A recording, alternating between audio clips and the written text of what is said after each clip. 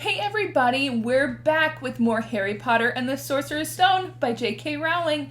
We're finishing up chapter 5 with this video today. So, let's do the quickest of quick recaps so we can get back into it. Harry Potter is our main character. He is a wizard who is even more special than the rest of the wizards because the evil Voldemort went and tried to kill him as a baby, but he couldn't do it. He left him with a lightning scar and sadly killed his parents. So Harry had to live with his non-magic family, the Dursleys. They are muggles, which is non-magic, and they are not nice people. So they kept him in a cupboard. They didn't let him know what really happened to his family, and they even tried to keep him from getting his Hogwarts letter, which is how he would learn that he was a wizard and was going to Hogwarts School of Witchcraft and Wizardry. So, Hagrid found them, and he told Harry all about it, and his parents, and that he is going to be an excellent wizard. So, Hagrid and Harry go off to London, to Diagon Alley, to shop for Harry's books and school supplies.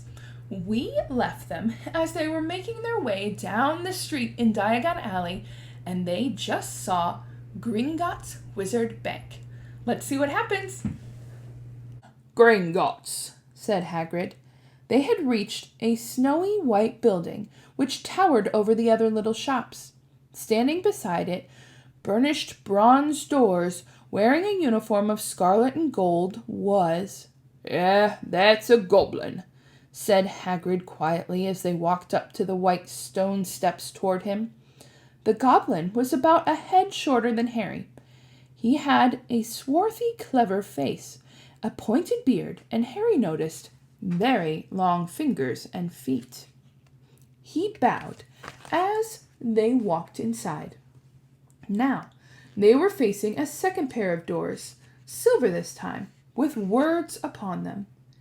Enter, stranger, but take heed of what awaits the sin of greed.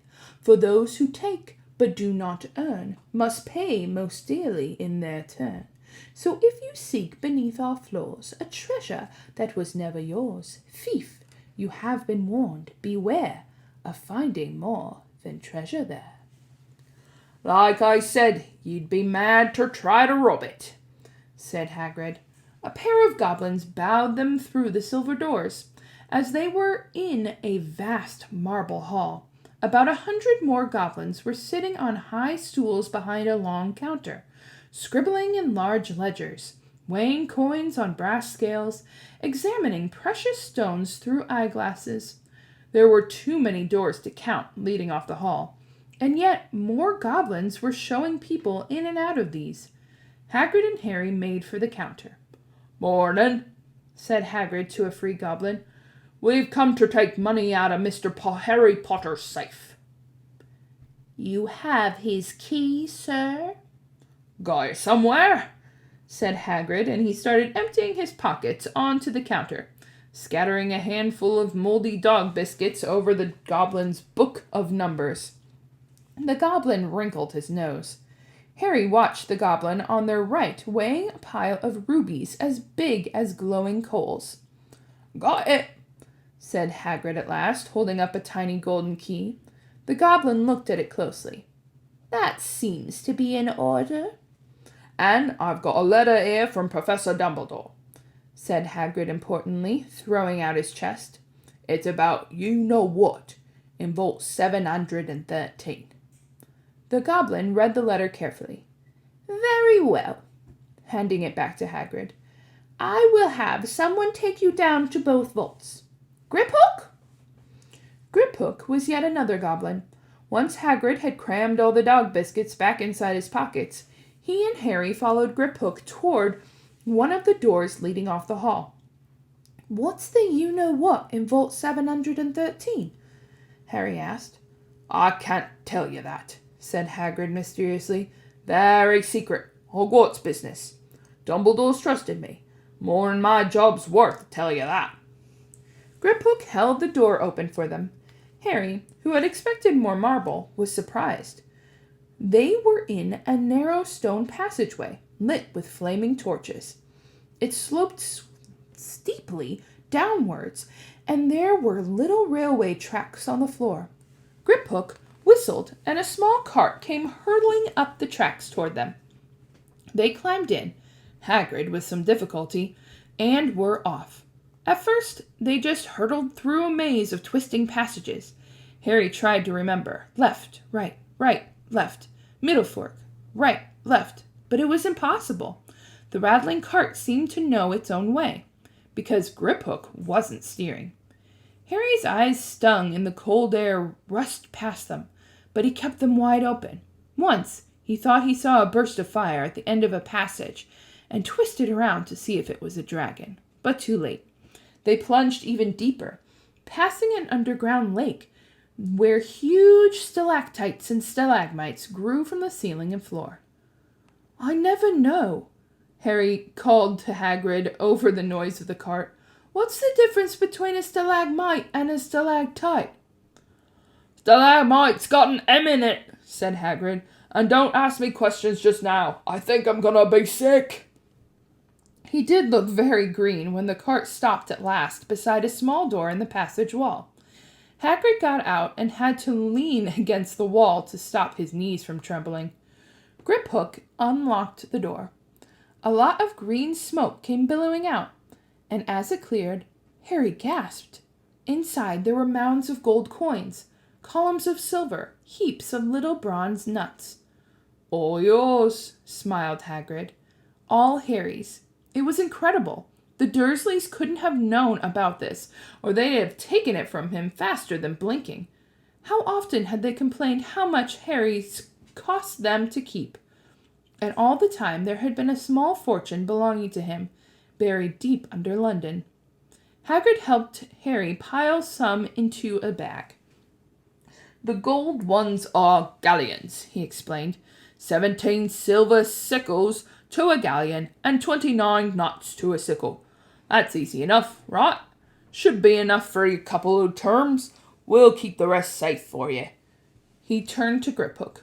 "Vault 713 now, please. And can we go more slowly?" "1 speed only," said Griphook.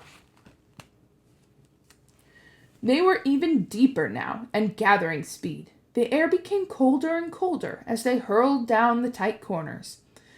Then, rattling over an underground ravine, and Harry leaned over the side to try and see what was down in the dark bottom, but Hagrid groaned and pulled him back by the scruff of his neck. Vault 713 had no keyhole. "Stand back," said Griphook importantly. He stroked the door gently with one of his long fingers, and it simply melted away. "If anyone but a Gringotts goblin tried that, they'd have been sucked in the door and trapped in there," said Griphook. "How often do you check to see if anyone's inside?" Harry asked. "About once every 10 years, said Griphook, with a rather nasty grin. Something really extraordinary had to be inside this top security vault. Harry was sure, and he leaned forward eagerly, expecting to see fabulous jewels at the very least. But at first he thought it was empty. Then he noticed a grubby little package wrapped up in brown paper lying on the floor. Hagrid picked it up and tucked it deep inside his coat. Harry longed to know what it was, but knew better than to ask. "Come on, back in this infernal cart, and don't talk to me on the way back. It's best if I keep me mouth shut," said Hagrid. One wild cart ride later, they stood blinking in the sunlight outside Gringotts. Harry didn't know where to run first now that he had a bag full of money. He didn't have to know how many galleons there were to a pound to know that he was holding more money than he'd had in his whole life. More money than even Dudley had ever had. "Might as well get your uniform," said Hagrid, nodding toward Madame Malkin's robes for all occasions. "Listen, Harry, would you mind if I slipped off to pick me up in the leaky cauldron? I ate them Gringotts carts. He did look a bit sick, so Harry entered Madame Malkin's shop alone, feeling nervous. Madame Malkin was a squat, smiling witch, dressed in all mauve. "Hogwarts, dear," she said, when Harry started to speak. "Got the lot here. Another young man being fitted up just now, in fact."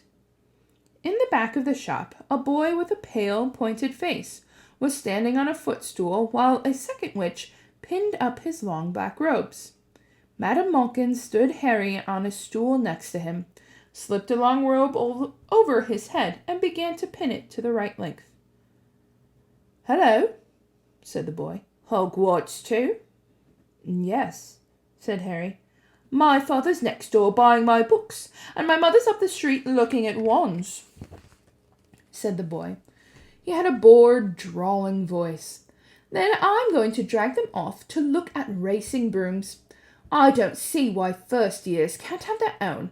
I think I'll bully father into getting me one, and I'll smuggle it in somehow." Harry was strongly reminded of Dudley. "Have you got your own broom?" the boy went on. "No," said Harry. "Play Quidditch at all?"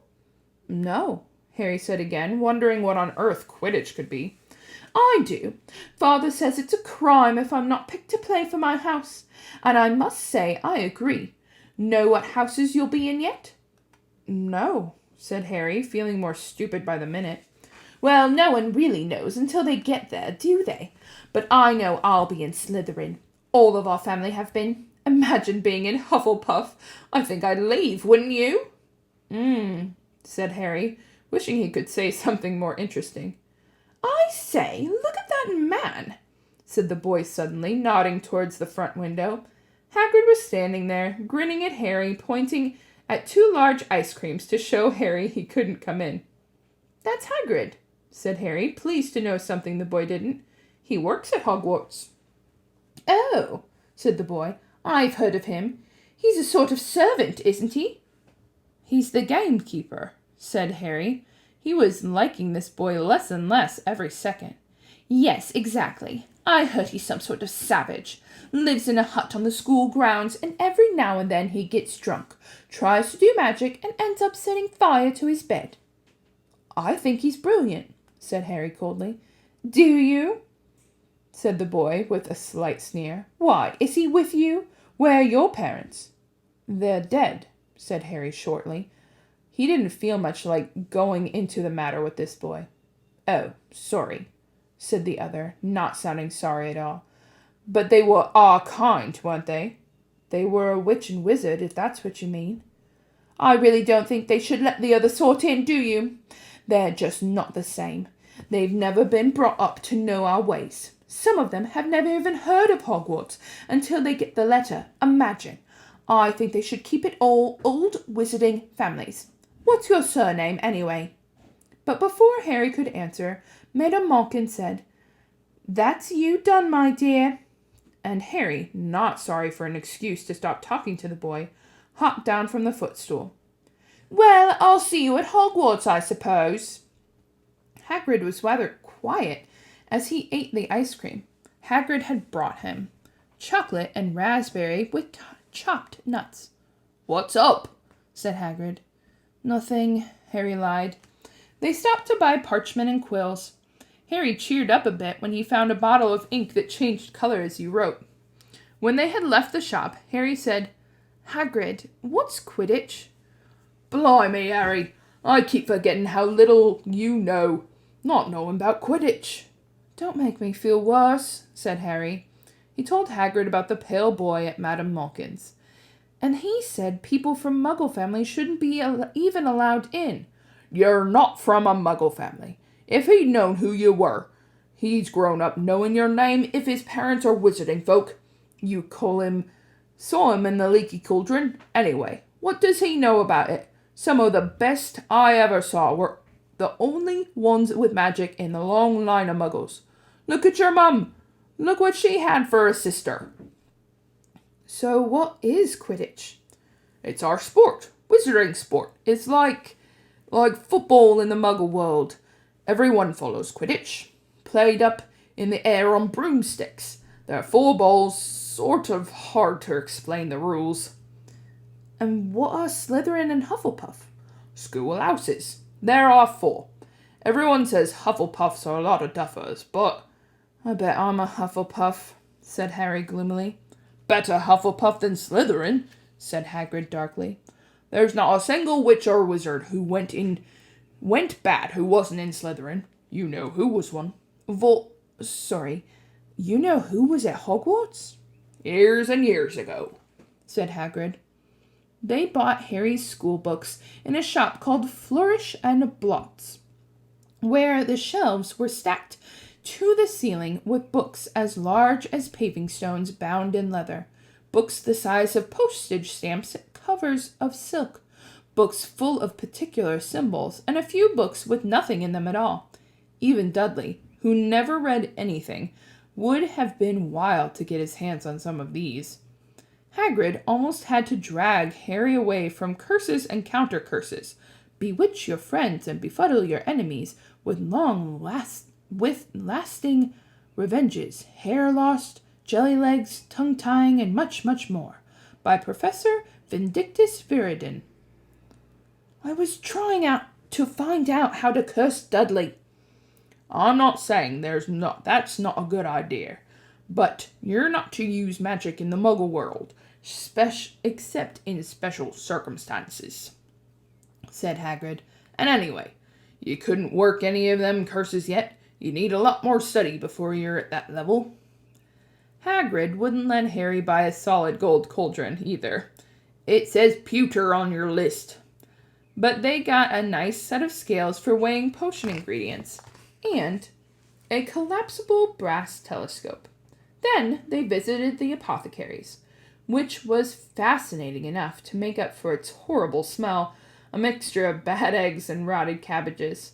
Barrels of slimy stuff stood on the floor. Jars of herbs, dried roots, and bright powders lined the walls. Bundles of feathers, strings of fangs, and snarled claws hung from the ceiling. While Hagrid asked the man behind the counter for a supply of some basic potion ingredients for Harry, Harry himself examined a silver unicorn hairs at 21 galleons each, and minuscule, glittery black beetle eyes, 5 nuts a scoop. Outside the Apothecary's, Hagrid checked Harry's list again. Just your one left. Oh yeah, and I still haven't gotten you a birthday present. Harry felt himself go red. You don't have to. I know I don't have to. Tell you what, I'll get you an animal, not a toad. Toads went out of fashion years ago. You'd be laughed at. And I don't like cats. They make me sneeze. I'll get you an owl. All kids want owls. They're dead useful, carrying your post for everything. 20 minutes later, they left Elop's Owl Emporium, which had been dark and full of rustling and flickering. Jewel-bright eyes. Harry now carried a large cage which held a beautiful snowy owl, fast asleep with her head under her wing. Harry couldn't stop stammering his thanks, sounding just like Professor Quirrell. Don't mention it, said Hagrid gruffly. Don't expect you had a lot of presents from the Dursleys. Just Ollivanders left now. Only place for one's Ollivanders, and you gotta have the best wand. A magic wand. This was what Harry had been really looking forward to. The last shop was narrow and shabby. Peeling gold letters over the door read, Ollivanders, makers of fine wands since 382 B.C. A single wand lay on a faded purple cushion in the dusty window. A tinkling bell rang somewhere in the depths of the shop as they stepped inside. It was a tiny place, empty except for a single spindly chair which Hagrid sat on to wait. Harry felt strangely as though he had entered a very strict library. He swallowed a lot of new questions which had just occurred to him, and looked instead at the thousands of narrow boxes piled neatly right up to the ceiling. For some reason, the back of his neck prickled. The very dust and silence in here seemed to tingle with some secret magic. "Good afternoon," said a soft voice. Harry jumped. Hagrid must have jumped too, because there was a loud crunching noise, and he got quickly off the spindly chair. An old man was standing before them, his wide, pale eyes shining like moons through the gloom of the shop. "Hello," said Harry awkwardly. "Ah, yes," said the man. Yes, I thought I'd be seeing you soon, Harry Potter." It wasn't a question. "You had your mother's eyes. It seems only yesterday she was in here herself, buying her first wand. 10¼ inches long, swishy, made of willow. Nice wand for charm work." Mr. Ollivander moved closer to Harry. Harry wished he would blink. Those silvery eyes were a bit creepy. "Your father, on the other hand, favoured a mahogany wand, 11 inches, pliable, a little more power, and excellent for transfiguration." "Well, I say your father favoured it. It really is the wand that chooses the wizard, of course." Mr. Ollivander had come so close that he and Harry were almost nose to nose. Harry could see himself reflected in those misty eyes. "And that's where—" Mr. Ollivander touched the lightning scar on Harry's forehead with a long white finger. "I'm sorry to say I sold the wand that did that, Harry," he said softly. 13½ inches. Powerful wand, very powerful. And in the wrong hands. Well, if I'd known what that wand was going to do out in the world." He shook his head, and then, to Harry's relief, spotted Hagrid. Rubius Hagrid. How nice to see you again. Oak, 16 inches. Rather bendy, wasn't it?" "Yes, sir, it was," said Hagrid. "Good wand, that one. But I suppose they snapped it in half when you got expelled?" said Mr. Ollivander, suddenly stern. Yes, they did. Yes," said Hagrid, shuffling his feet. "I've got their pieces, though," he added brightly. "But you don't use them?" said Ollivander sharply. "Oh, no, sir," Hagrid said quickly. Harry noticed he gripped his pink umbrella very tightly as he spoke. Said Mr. Ollivander, giving Hagrid a piercing look. "Well now, Mr. Potter, let me see." He pulled a long tape measure with silver markings out of his pocket. "Which is your wand arm?" Well, I'm right-handed," said Harry. "Hold out your arm. That's it." He measured Harry from shoulder to finger, then wrist to elbow, shoulder to floor, knee to armpit, and around his head. As he measured, he said, "Every Ollivander's wand has a core of a powerful magical substance, Mr. Potter. We use unicorn hairs, phoenix tail feathers, and the heartstrings of dragons. No two Ollivander's wands are the same, just as no two unicorns, dragons, or phoenixes are quite the same. And of course, you will never get such good results with another wizard's wand." Harry suddenly realized that the tape measure, which was measuring between his nostrils, was doing this on his own. Mr. Ollivander was flitting around the shelves, taking down boxes. "That will do," he said, and the tape measure crumpled into a heap on the floor. "Right then, Mr. Potter, try this one. Beechwood and dragon heartstring, 9 inches. Nice and flexible. Just take it and give it a wave." Harry looked at the wand, and feeling foolish, waved it around a bit, but Mr. Ollivander snatched it out of his hands almost at once. "Maple and phoenix feather, 7 inches, quite whippy. Try." Harry tried, but he had hardly raised the wand when it, too, was snatched back by Mr. Ollivander. No, here, ebony and unicorn hair, 8½ inches, springy. Go on, try it out." Harry tried and tried. He had no idea what Mr. Ollivander was waiting for. The pile of tried wands was mounting higher and higher on the spindly chair. But the more wands Mr. Ollivander pulled from the shelves, the happier he seemed to become. "Tricky customer, eh? Not to worry. We'll find the perfect match for you in here somewhere. I wonder now, yes, why not? Unusual combination, holly and phoenix feather, 11 inches, nice and supple." Harry took the wand. He felt a sudden warmth in his fingers. He raised the wand above his head, brought it swishing down through the dusty air, and a stream of red and gold sparks shot from the end like a firework. throwing dancing spots of light onto the walls. Hagrid whooped and clapped, and Ollivander cried, "Oh, bravo! Yes, indeed! Oh, very good! Well, well, well! How curious! How very curious!" He put Harry's wand back into the box and wrapped it in brown paper, still muttering, "Curious, curious." "Sorry," said Harry, "but what's curious?" Mr. Ollivander fixed Harry with his pale stare. "I remember every wand I've ever sold, Mr. Potter. Every single wand. It so happens that the phoenix whose tail feather is in your wand gave another feather, just one other. It is very curious indeed that you should be destined for this wand when its brother, why, its brother gave you that scar." Harry swallowed. "Yes, 13.5 inches. Curious indeed how these things happen.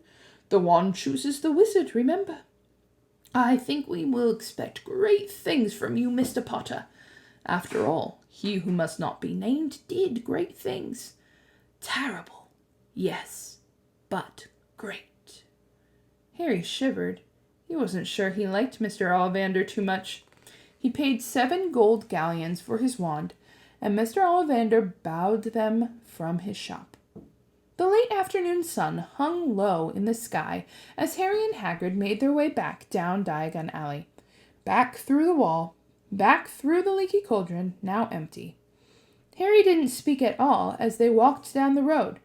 He didn't even notice how much people were gawking at them in the underground, laden as they were with their funny-shaped packages, with the sleeping snowy owl on Harry's lap.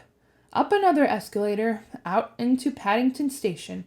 Harry only realized where they were when Hagrid tapped him on the shoulder.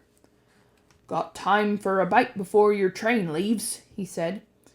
He brought Harry a hamburger, and they sat down on plastic seats to eat them. Harry kept looking around. Everything looked so strange somehow. "You all right, Harry? You're very quiet," said Hagrid. Harry wasn't sure he could explain. He just had the best birthday of his life, and yet he chewed his hamburger trying to find the words. "Everyone thinks I'm special," he said at last. "All those people in the leaky cauldron, Professor Quirrell, Mr. Ollivander, but I don't know anything about magic at all. How can they expect great things? I'm famous and I can't even remember what I'm famous for.